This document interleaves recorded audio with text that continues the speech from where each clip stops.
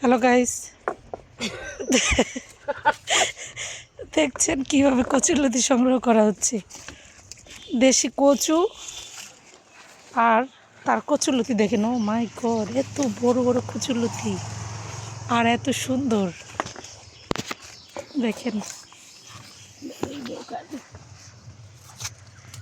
এটা কিন্তু খুব ভালো, গলা ধরবে না। দেশি কচু গাছ হলেও নিজেদের লাগানো।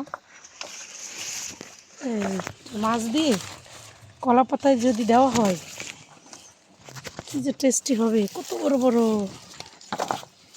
দেখেন। ও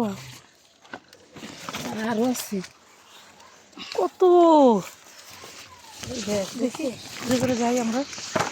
বৃষ্টি এসে না, দেখেন কি পরিমাণে কচুরলতি।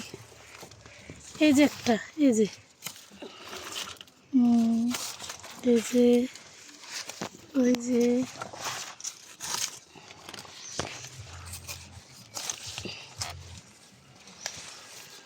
একদম ছোট ছোটগুলো কাটিস না,